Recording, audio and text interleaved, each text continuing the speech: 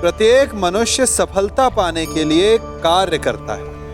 कुछ सफल होते हैं, कुछ नहीं होते, और जो सफल नहीं होते वो सदा अपनी असफलता का कारण या तो अपनी परिस्थितियों को बताते हैं या अपने सहयोगियों को दोषी ठहराते हैं। परंतु क्या वास्तविकता में ऐसा ही होता है?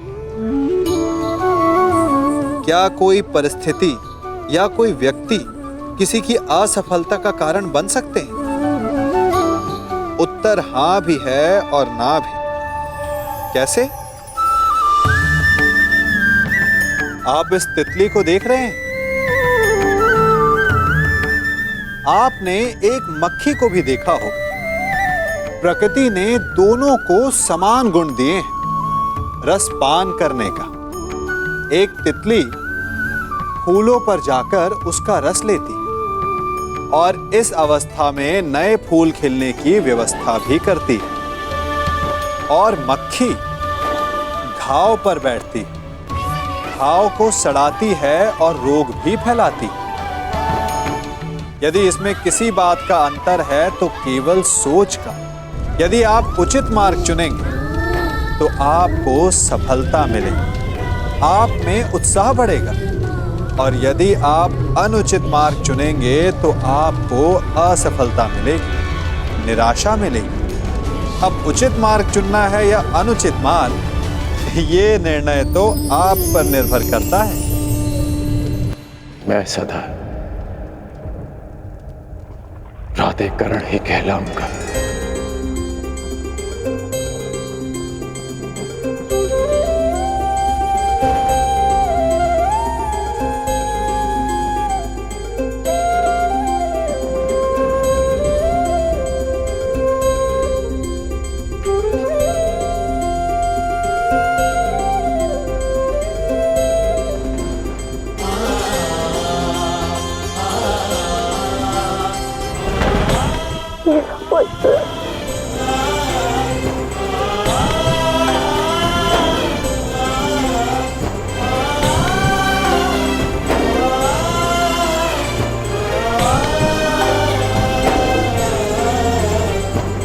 कहाँ जा रहे हो पुत्र? उनके पास जो मेरे प्रश्नों से भयभीत होकर छिपकर बैठे हैं। सूर्य देव के पास।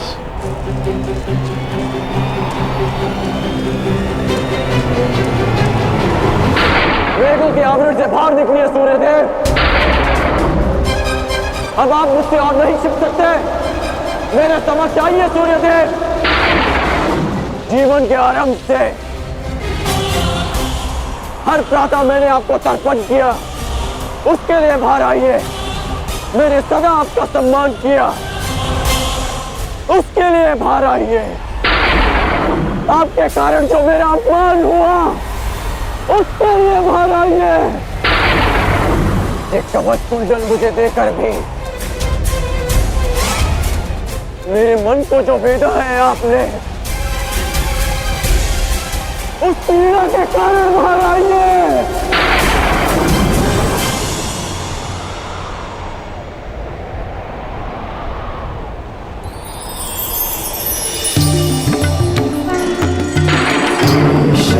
रवि संप्राप्तः भास्करो लोकपाल। पुत्र कर्ण, भयतो अभयतो सूर्यः वीर्यतो कीर्तिदायकः। पुत्र मैं ये तो मैं जान गया कि मैं आपका पुत्र हूं। आगे कहिए सूर्यदेव। पुत्र मैं विवश था, तुम्हारे जन्म के लिए भी और तुम्हारी पहचान छिपाने के लिए भी। महर्षि दुर्वासा ने देवी कुंती की सेवा से प्रसन्न होकर उन्हें यह आशीर्वाद दिया कि वो जिस भी देवता का आवाहन करेंगी वो उन्हें पुत्र देंगे। देवी कुंती बालिका थी, उन्हें लगा कि कहीं ये वरदान मिथ्या तो नहीं, और उन्होंने खेल खेल में मुझे ये आह्वान दिया और वरदान से विवश होकर मुझे उन्हें अपना अंश देना पड़ा।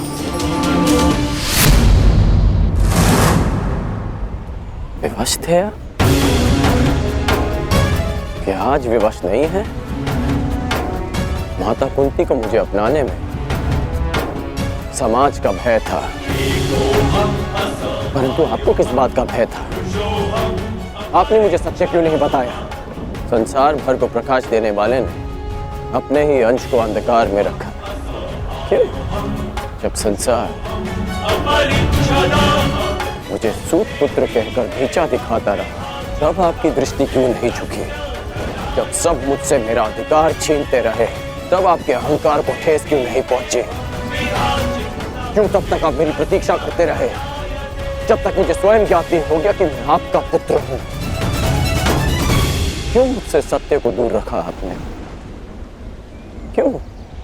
मैं मानता हूं कि मैंने तुम्हें सत्य से दूर रखा, परंतु मैं सदैव तुम्हारे साथ था। मैं नहीं चाहता था कि समाज को इस बात का ज्ञान हो।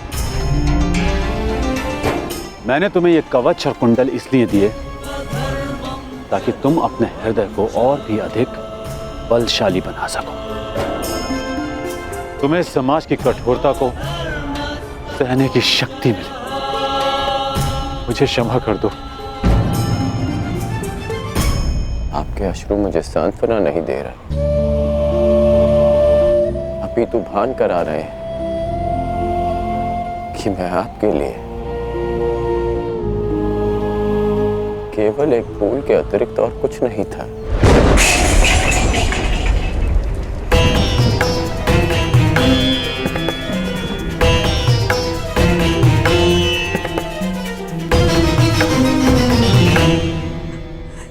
हे ईश्वर,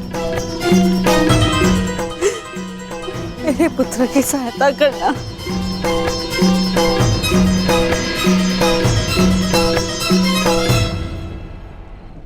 जो स्वयं की सहायता करना जानते हैं, ईश्वर भी उन्हीं की सहायता करते हैं बुआ।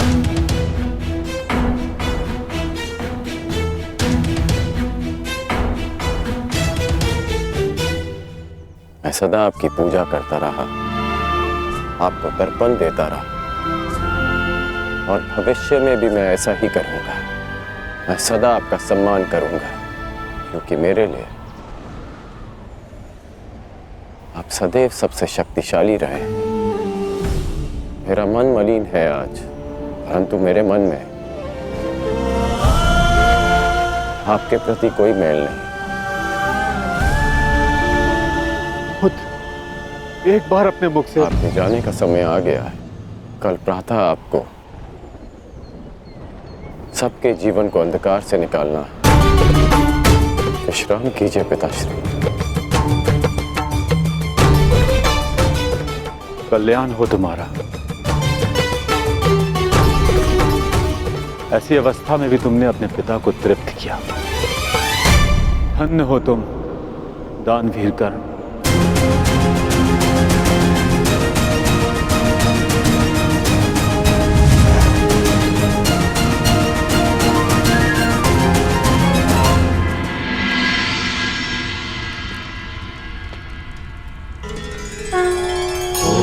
अब आप और कितना व्यथित रहेंगी बुआ? आप अपने कर्मों को संसार से छिपा सकती हैं, परंतु अपने कर्मों के फल को आप स्वयं से और कितना छिपाएंगी? अपने कर्मों का सामना प्रत्येक को एक ना एक दिन करना ही पड़ता है बुआ। परंतु उसका सामना कैसे करूंगी? क्या कहूंगी उसे इसके समक्ष आकर?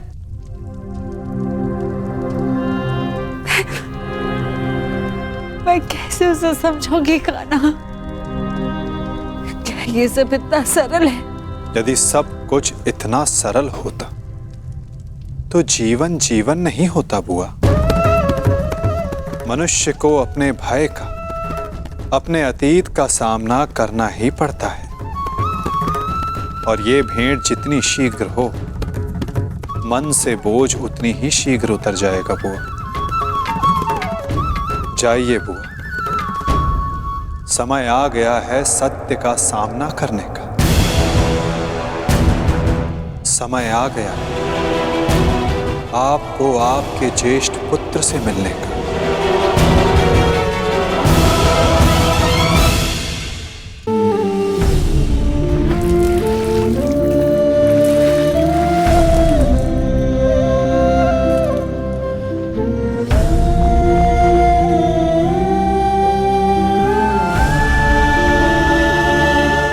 वरदान चाहिए पुत्र, दोगे?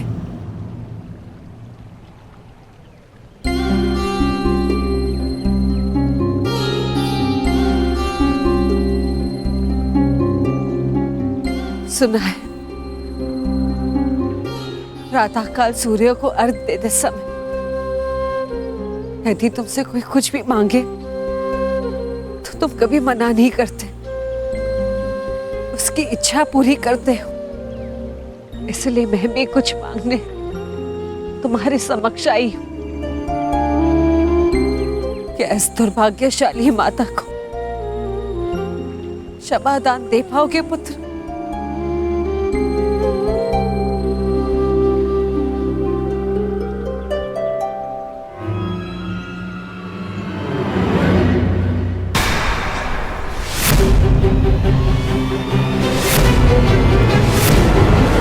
क्षमा प्रार्थी तो मैं हूँ राजमाता। राजमाता सब मत कहो पुत्र। क्यों? क्या अनुचित कह दिया मैंने? ये कि सत्य जानने के पश्चात भी मैं आपको राजमाता क्यों कह रहा हूं? मैं आपके गले क्यों नहीं लग रहा? आपके चरण स्पर्श कर आपको माता और जननी क्यों नहीं पुकार रहा हूं? कहिए, क्या अनुचित कर रहा हूं मैं राजमाता? मैं आपको माता कहकर इसलिए नहीं पुकार रहा क्योंकि यह आपका कर्म फल है। आपने भी तो इसी भांति वर्षों तक ऐसा ही व्यवहार किया मेरे साथ, आशीष दिया, परंतु कभी अपना पुत्र कहकर नहीं पुकारा, अश्रु बहाए परंतु कभी मुझे गले से नहीं लगाया, कभी मुझे ममता नहीं थी। और आज वही माता मेरे समक्ष प्रेम जताने के लिए आ गई है। अधिकार का भाव कर्तव्य पूर्ण करने से मिलता है। आपने अपना कर्तव्य कभी पूर्ण नहीं किया, आज अधिकार जताने क्यों आ गई? मुझ पर आरोप लगाने से पूर्व मेरी व्याथा तो सुन लो पुत्र। मैं विवश थी जब तुम्हारा जन्म हुआ, मैं अविवाहित थी पुत्र। क्या करती मैं, मुझे तुम्हें त्यागना पड़ा। विश्वास मानो पुत्र, अनजाने में हुए अपराध का बोझ मैं आज तक अपने कंधे पे लिए हूं।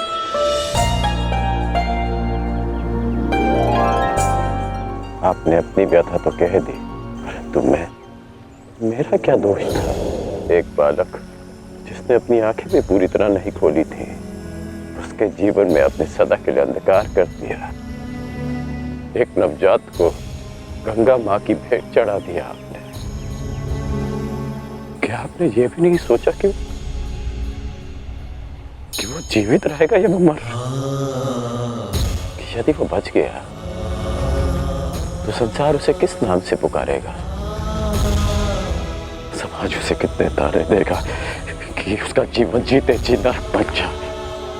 ये भी नहीं सोचा आपने। गंगा में इसीलिए बहाया ना क्योंकि गंगा मां पाप धोती है। मैं आपके लिए पापी था ना, केवल एक पाप, एक अभिशाप जिसे आप गंगा में बहाकर भूल गई। आश्चर्य की बात यह है कि कभी आपने मुझे खोजने का प्रयास नहीं किया, कभी ये जानने का प्रयास नहीं किया कि मैं जीवित हूं या मर गया। आपको पता है कि जब भी मैं आपके समक्ष आता था, आपको प्रणाम करता था, तो एक विचित्र स्नेह, एक अनोखा बंधन अनुभव करता था मैं। क्या आप कभी ऐसा अनुभव नहीं करती थी? तुम मेरे ही पुत्र हो, इसका ज्ञान मुझे रंगभूमि में हुआ, परंतु फिर भी आप मौन थी, ये जानने के पश्चात में आप समझा कि तब आपके समक्ष एक और प्रश्न आकर खड़ा हो गया कि युवराज पद की होड़ में राधा कर रहे अपने सारे पुत्रों को कैसे बताएं कि जिसके कुल का वो अपमान कर रहे हैं वो उनका ज्येष्ठ भ्राता है। हस्तिनापुर के समक्ष ये सत्य कैसे बताएं कि मैं आपकी प्रथम संतान हूं। बोलिए राजमाता, ये आज अचानक क्या हो गया? ऐसा मत कहो पुत्र। मैं नहीं चाहती कि मेरे पुत्र एक दूसरे का रक्त बहाए। मुझसे सहन नहीं होता पुत्र, मुझसे सहन नहीं होता। समझ गया कि आप यहाँ मेरे लिए नहीं अर्जुन के लिए आई, कि आप मुझसे क्षमादान मांगने नहीं अर्जुन का जीवन दान मांगने आई। आप मुझसे क्षमादान मांगने नहीं अर्जुन का जीवन दान मांगने आई। आप यहाँ इसलिए आई कि मैं अर्जुन का वध ना करूं। ऐसा मत कहो पुत्र। मैं नहीं चाहती कि मेरा कोई भी पुत्र एक दूसरे का वध करे। ठीक है, समस्त हस्तिनापुर के समक्ष ये स्वीकार कर सकती हैं कि मैं आपका ज्येष्ठ पुत्र हूं।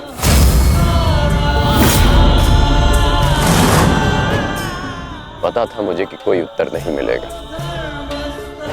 मेरे जीवन पर अनेक बार संकट आया, तब आपकी ममता नहीं जागी।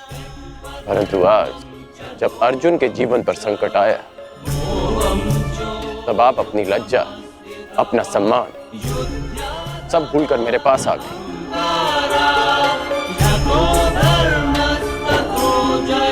सत्य में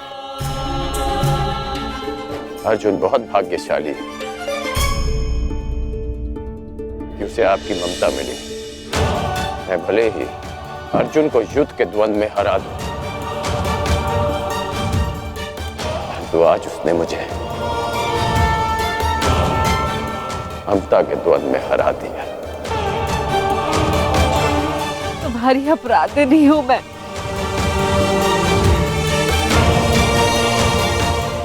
इस अपराध बोध को और मत बढ़ाओ। इस युद्ध में भाग मत लो पुत्र। अपने अनुजों से युद्ध मत लड़ो पुत्र। बस एक बार कह दो कि तुम मेरे पुत्र हो कर्ण। हाँ, मैं आपका पुत्र हूं।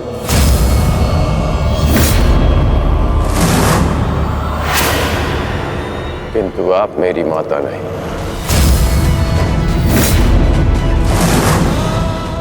सदा स्मरण रखिएगा राजमाता कि इस सूत पुत्र की माता का नाम राधा है। मैंने अवश्य कौन्तेय बनकर जन्म लिया, परंतु संसार मुझे सदा राधे कर्ण के नाम से जानेगा। मैं सूर्य पुत्र कर्ण हूं, किंतु मेरे पिता का नाम अधिरथ है। मुझे स्वयं को सूर्य पुत्र के स्थान पर सूत पुत्र कहने में अधिक गर्व अनुभव होगा। आप माता हैं अर्जुन की,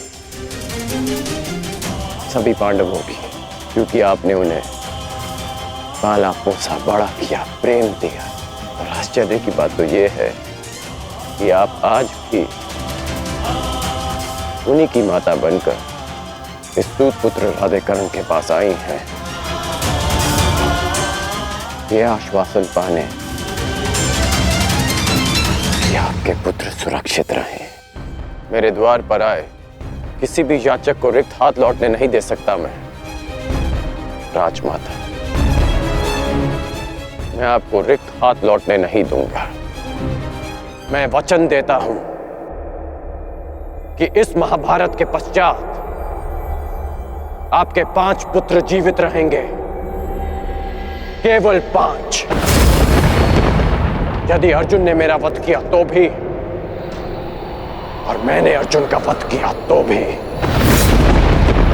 यदि अर्जुन मेरे हाथों वीर गति पाता है तो मैं सब कुछ छोड़कर आपके पास आ जाऊंगा। मैं वचन देता हूं कि अर्जुन के अतिरिक्त आपके किसी पुत्र का वध नहीं करूंगा मैं।